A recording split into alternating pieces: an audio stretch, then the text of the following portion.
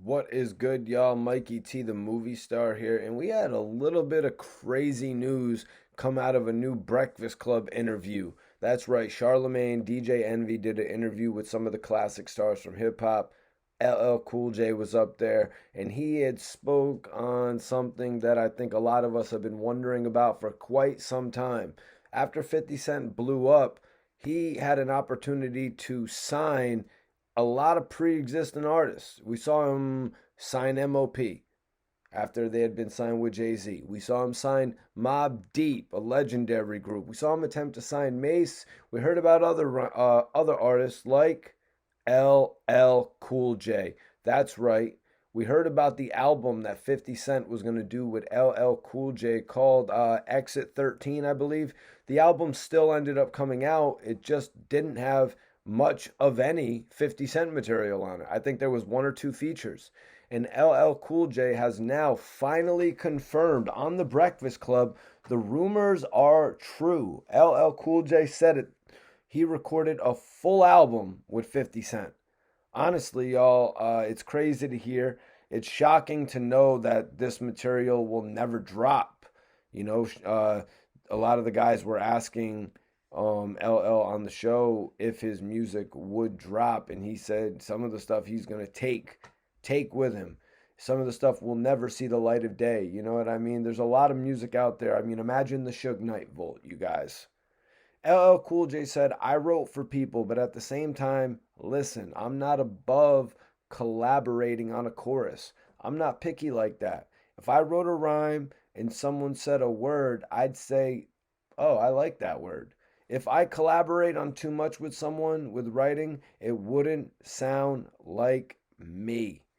Now, LL Cool J is pretty much stamping the thought and the perspective that if you're in the studio with somebody and you got a bar that you're writing up and you just missing out on one word and somebody out of the group in the studio throws you that word, that right there is nothing to look at in a different way. What is being looked at in a crazy way is actually having your whole 16 written. You know what I mean? And another thing, LL Cool J said that he is open and willing to collaborate on hooks. And that's what we had all heard about 50 Cent doing for LL Cool J at first.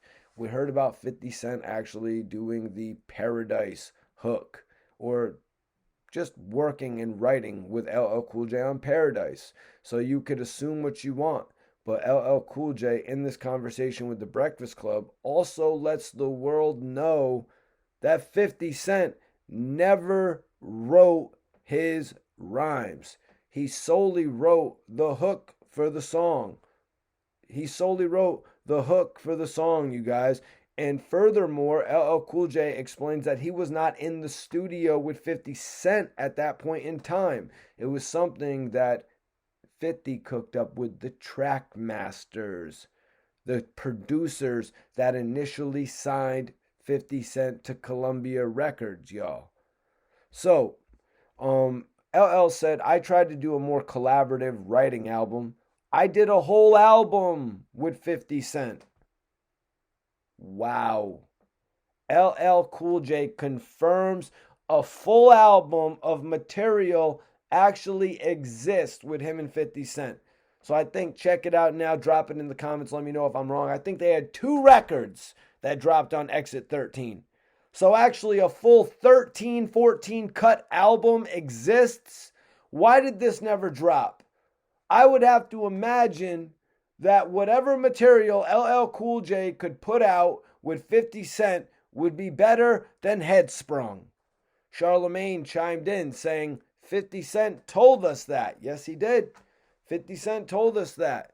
50 Cent told us he was in the stew working with LL Cool J because at that point in time, the power of the dollar, guess who's back, 50 Cent? He was taking advantage of being able to be around anybody in the industry that he could. That's why he gives so much respect to Nori. You know what I'm saying? That's why he's gone back and started working alongside Jadakiss and wasn't feeling any type of way about going to the studio with him and Styles P. You know what I mean? 50 Cent formed a lot of relationships early on. Um, LL said, "We were writing together on this album. When it was done, I listened to it and I'm like, it sounds good. I like the music. The rhymes, it sounds cool, but it ain't me. So I just ain't put it out." And it was nothing against 50. I love 50. I just wanted to try something different. Maybe we collaborate, write together. It didn't work.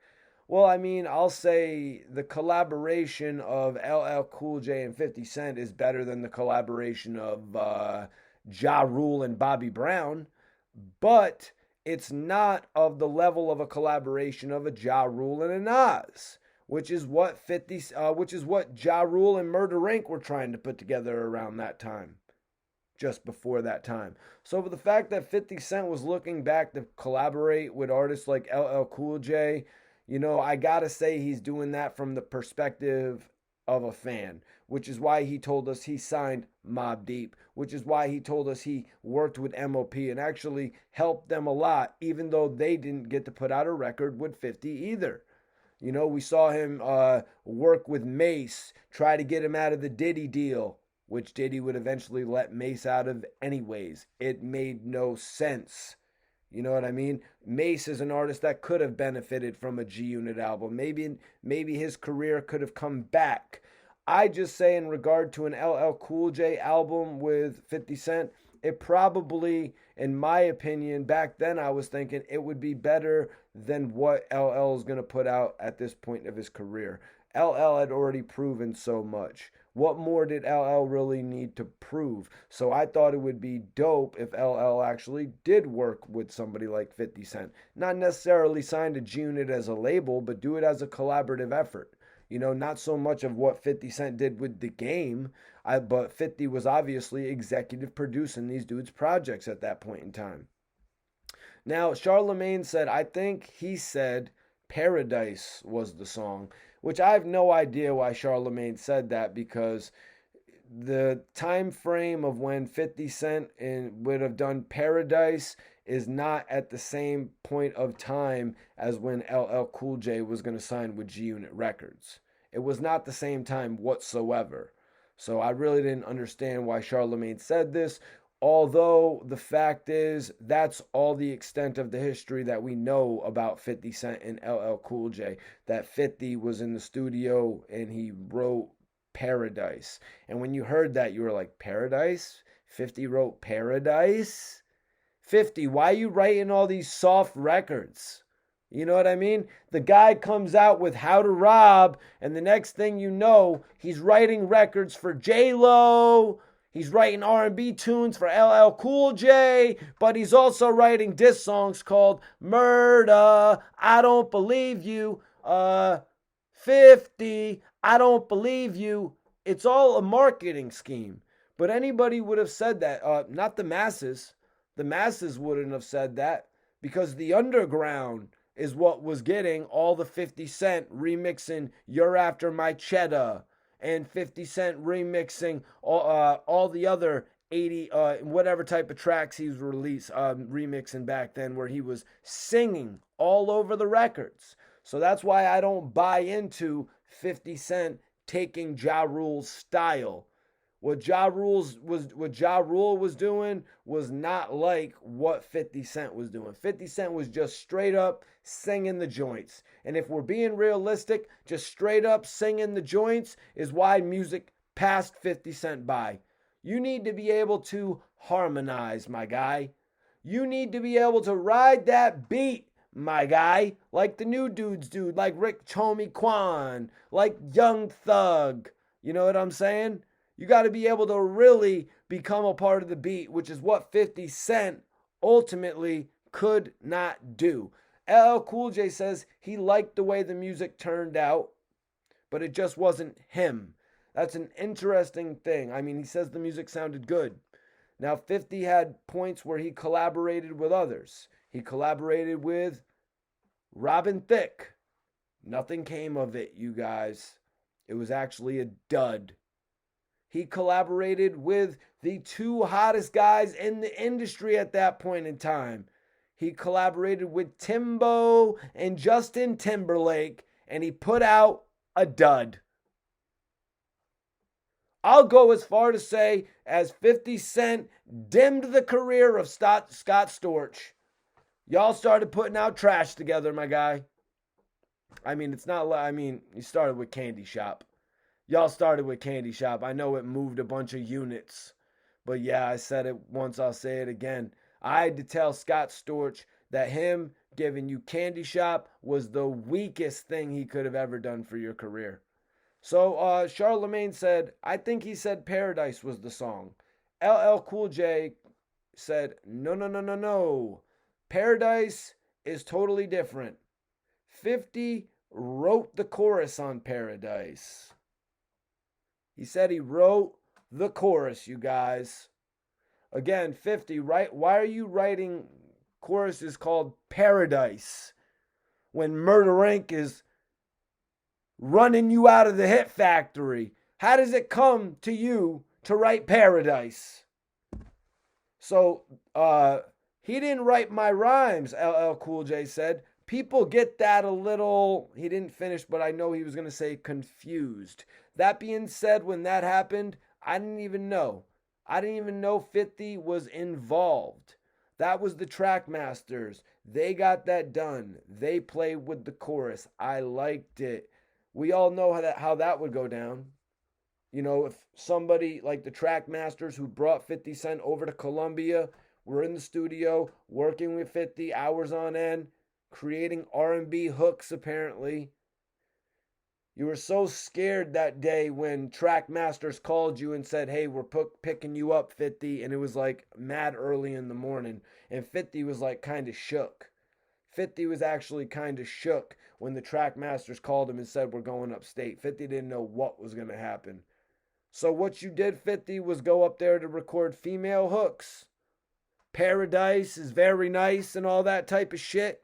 How do you know about Paradise being very nice and you're from Southside, Jamaica, Queens? It doesn't make no sense, Fifth. It doesn't make no sense, man. But you know what, man? You are the hook king, right? At one point, you were getting $250,000 a hook, probably. I think I read that somewhere. You were the hook king, bro. So, yeah, it is what it is. But yeah, LL Cool J said that's his man. They're real cool. But the collaborative thing, when it comes to my verses, it doesn't work for me. And that's what I respect about LL, you guys. I respect the fact that LL is going to come and keep it real with all of us and let us know that sometimes at certain points in time, some of his guys may have given him a word here or there. He determined if he liked the word and if it fit or not. You know what I mean? But some of these other new situations where dudes are having the whole verses written for them, you know what I mean? It's really not becoming, and it takes you out of consideration for the top five in a lot of cases. I mean, top five entertainers, you got it all day. But when we're talking about the top five lyricists, top five MCs, you know what I mean? We're talking about, when you're talking about top five authors, you know what I mean? It's the guy who wrote the book. We're talking about the guys who wrote the rhymes. But yeah, man, everybody watching this video, I hope you enjoyed it. I wanted to come on here, talk to you all about this. It was a story that we finally got the answer to. I'm shocked because I heard about this all the way back in like 05, 06 when 50 Cent was talking about signing some of his favorite artists, man.